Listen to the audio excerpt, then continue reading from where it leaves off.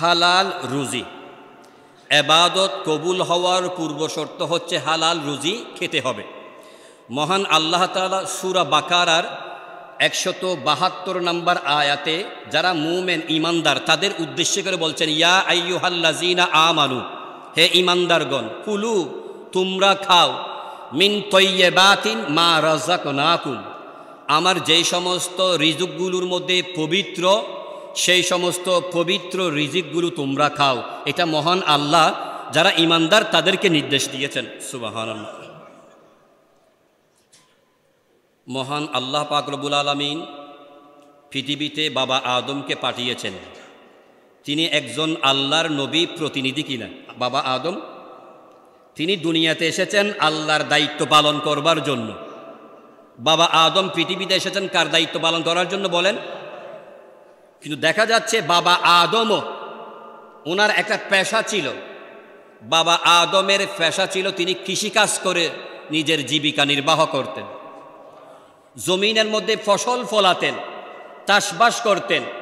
বাবা আদম আলাইহিসসালাতু ওয়াস সালাম কৃষিকাজ করে বৈধ পন্থায়, হালাল পন্থায় তিনি বেঁচে থাকার জন্য হালাল রুজির ব্যবস্থা করতেন। সুবহানাল্লাহ। উনি তো চাইলে বলতে পারতেন, মওলা আমি পৃথিবীতে এসেছি আল্লাহর প্রতিনিধি হয়ে, আপনার প্রতিনিধি হয়ে, আমি আপনার কাজ চালিয়ে যাব আর আমার রিজিকের দায়িত্ব হচ্ছে আপনার। এটা তো তিনি বলেন নাই, বরং নিজে ইনকাম করে খাওয়া, এটার মধ্যে যেরকম সার্থকতা মজা রয়েছে, বাবার হোটেলে বাইয়ের হোটেলে খাওয়া, এর মধ্যে কোনো আনন্দ স্বাদ মজা নেই। কথা বলেন ঠিক কিনা? নিজে ইনকাম করে যেটা খায় এটার মধ্যে অনেক আনন্দ রয়েছে। এই শিক্ষা তিনি আমাদেরকে দিয়েছেন। সুবহানাল্লাহ। হযরতে সৈয়দুনা নূহ আলাইহিসসালাতু ওয়াস সালাম তিনি পেশায় ছিলেন একজন কাঠমিস্ত্রি, কার্পেন্টার। গাছের যত ধরনের আসবাবপত্র, ফার্নিচার রয়েছে সেগুলা তিনি নির্মাণ করতেন, বানাতেন। এমনকি সেই ঐতিহাসিক নূহ আলাইহিসসালাতু ওয়াস সালামের কাঠের তৈরি কিস্তি নৌকা হযরতে সৈয়দুনা নূহ আলাইহিসসালাতু ওয়াস সালাম নির্মাণ করেছেন। সুবহানাল্লাহ। তাহলে নূহ নবীর পেশা কী ছিল বললাম? কাঠমিস্ত্রি। সুবহানাল্লাহ। হযরতে সৈয়দুনা ইদ্রিস আলাইহিসসালাতু ওয়াস সালামের পেশা ছিল তিনি দর্জির কাজ করতেন, কাপড় সেলাইয়ের কাজ করতেন। এখানে একটা বিষয় আমাদের জানা দরকার, আমাদের গ্রামগঞ্জে মফস্বল এরিয়াতে যারা দর্জির কাজ করেন, কাপড় সেলাইয়ের কাজ করেন, তাদেরকে খলিফা বলা হয়। আছে নাকি এরকম? কি বলা হয়? খলিফা। আপনি কি একটু বলতে পারবেন কেন খলিফা বলা হয়? আমাদের সেই ছোটকাল থেকে দেখে আসছে, কেন খলিফা? মুরব্বীরা কেউ বলতে পারবেন কেন খলিফা বলা হয়? খলিফা শব্দ হচ্ছে প্রতিনিধি। অনেক সময় আমরা কিছু দর্জি আছে হিন্দু ও মুসলিম, তাদেরকেও কিন্তু আমরা খলিফা বলে থাকি, ঠিক কিনা? খলিফা বলে থাকি। আসলে এই খলিফা বলাটা কি সঠিক সিদ্ধান্ত নাকি ভুল সিদ্ধান্ত? এটা ভুল। আমাদেরকে বলতে হবে দর্জি। যারা কাপড় সেলাইয়ের কাজ করেন ওই সমস্ত পেশাজীবীদেরকে বলা হয় দর্জি। হযরতে সৈয়দুনা ইদ্রিস আলাইহিসসালাতু ওয়াস সালাম নিজের প্রয়োজনীয় জীবিকা তিনি নির্বাহ করতেন দর্জির কাজ করার মাধ্যমে। সুবহানাল্লাহ।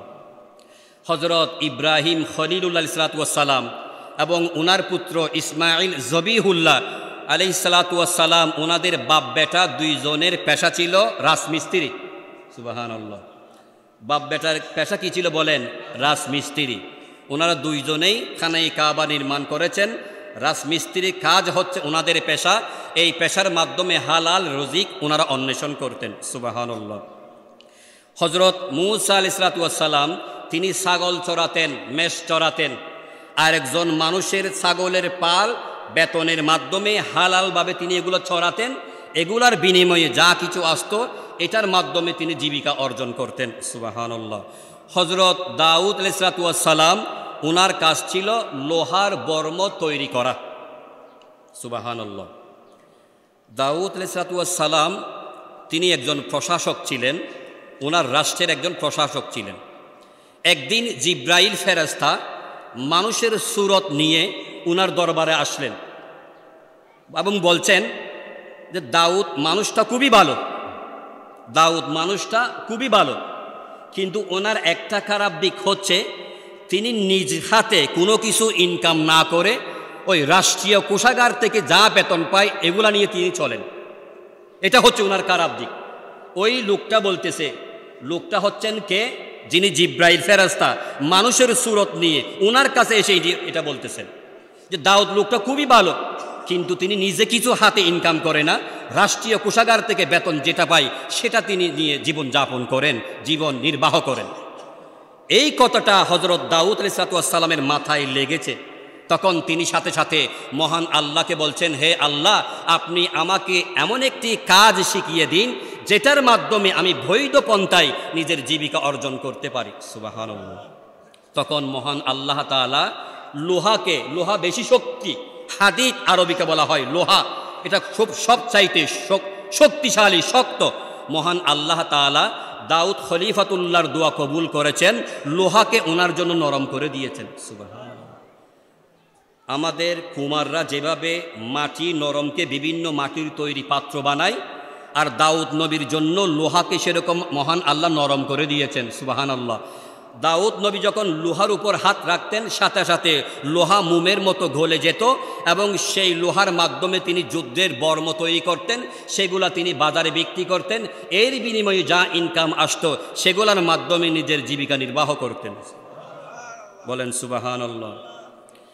হযরতে সৈয়দুনা আমাদের প্রিয় নবী মুহাম্মদুর রাসূলুল্লাহ সাল্লাল্লাহু আলাইহি ওয়াসাল্লাম তিনি ব্যবসা করতেন, তিনি মেষ চড়াতেন, তিনি দিন মজুরি কাজ করেছেন। সুবহানাল্লাহ। আমাদের নবীজি অর্থাৎ আমাদেরকে শিক্ষা দিচ্ছেন ভিক্ষাবৃত্তির চাইতে আর একজন মানুষের কাছে হাত পাতানোর চাইতে নিজের সামর্থ্য দিয়ে, নিজের শারীরিক শক্তি দিয়ে কোনো কিছু ইনকাম করা, এটাই সব চাইতে উত্তম আমল আল্লাহর দরবারে। সুবহানাল্লাহ। আমাদের যে সমস্ত ভাইয়েরা রিক্সা চালান, ইনকাম করে, এটা আল্লাহর কাছে গ্রহণযোগ্য। আমাদের যে সমস্ত ভাইয়েরা ভ্যান গাড়ি চালিয়ে ইনকাম করে, এটা আল্লাহর কাছে সবচাইতে প্রিয়। যারা ঘুষ খায়, যারা সুদ খায়, এদের চাইতে ওই ইনকামটা আল্লাহর কাছে বেশি হালাল। সুবহানাল্লাহ। যারা এতিমের সম্পদ আত্মসাৎ করে, রাষ্ট্রীয় সম্পদ আত্মসাৎ করে, এই রাস্তার জন্য কোটি টাকা বরাদ্দ করা হয়েছে, মাত্র কয়েক লাখ টাকার কাজ করে বাকিগুলো হাতিয়ে নেয়, এই ধরনের অবৈধ পন্থায় যারা ইনকাম করে, কাল কিয়ামতের মাঠে যাদের হক আত্মসাৎ করেছে, মহান আল্লাহর কাছে ওই সমস্ত ব্যক্তিরা তার বিরুদ্ধে নালিশ ডাকবেন। নাউজুবিল্লাহ। তাহলে আমার আলোচনার বিষয়বস্তু ছিল ইবাদত কবুল হওয়ার পূর্ব শর্ত হচ্ছে হালাল, হালাল রিজিক। বলেন হালাল রিজিক। এজন্য মহান আল্লাহ বলছেন, ইয়া আইয়ুহান নাস কুলু মিম্মা ফিল আরদি হালালান তাইয়্যিবা।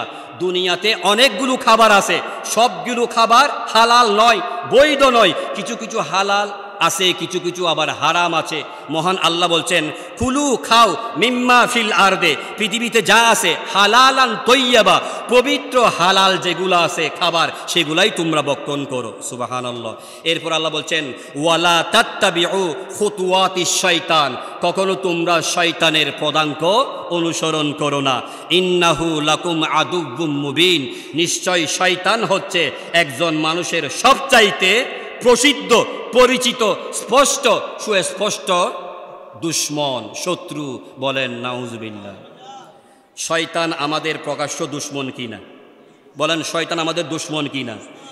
সম্মানিত মুসলিম কারাম, রাসূল করিম সাল্লাল্লাহু আলাইহি ওয়াসাল্লাম ইরশাদ করেছেন, বাইহাকি শরীফের হাদিস, তলাবু কাসবিল হালাল ফরিদাতুন বাদাল ফরিদা। 5 ওয়াক্ত নামাজ বললাম, এটা ফরজ। এই ফরজের পরে দ্বিতীয় নম্বর ফরজ হচ্ছে তলাবু কাসবিল হালাল, হালাল রিজিক অন্বেষণ করা, তালাশ করা। প্রথম ফরজের পর দ্বিতীয় ফরজ হচ্ছে হালাল খাবার তৈরি করা, হালাল খাবার তালাশ করা, ইনকাম করা, রুজি রোজগার করা। সুবহানাল্লাহ। আমাদের প্রিয় নবীজি সাল্লাল্লাহু আলাইহি ওয়াসাল্লামের প্রথম সাহাবী হযরতে সৈয়দুনা আবু বকর সিদ্দিক রাদিয়াল্লাহু তাআলা আনহু, উনি ব্যবসা করতেন। ফারুক আজম ব্যবসা করতেন। উসমান গনি জিন্নুরাইন তিনি ব্যবসা করতেন। মৌলা আলী শেরে খুদা রাদিয়াল্লাহু তাআলা আনহু ফসল ফলিয়ে নিজের জীবিকা নির্বাহ করতেন। সুবহানাল্লাহ। তাহলে বাবা আদম থেকে শুরু করে পৃথিবীতে যারা আল্লাহর প্রতিনিধি ছিল, এরা কি ফর নির্ভরশীল ছিল কিনা বলেন? এরা সবাই সুদকেত? ঘুষ খেত, মানুষের সম্পদ আত্মসাৎ করত, অবৈধ পন্থায় ইনকাম করত না, এটা কোনো কিছুই করতো না। সুতরাং ওনাদের এই ইতিহাসের আলোকে কুরআন সুন্নাহর এই আলোচনার মাধ্যমে আমি আপনাদেরকে জানিয়ে দিতে চাই, আপনার হায়াতটাকে যদি অর্থবহর করে রাখতে চান, কবরের ভয়াবহ আযাব থেকে নিজেকে যদি আমরা বিরত রাখতে চাই, কিয়ামতের মাঠে নবীজির সুপারিশ যদি আমরা পেতে চাই, আল্লাহ তাআলার সন্তুষ্টি অর্জন যদি আমরা পেতে চাই, আমাদের সর্বশেষ ঠিকানা সেই নিশ্চিত জান্নাতে যদি আমরা যেতে চাই, তাহলে দুনিয়াতে আমাদেরকে হারাম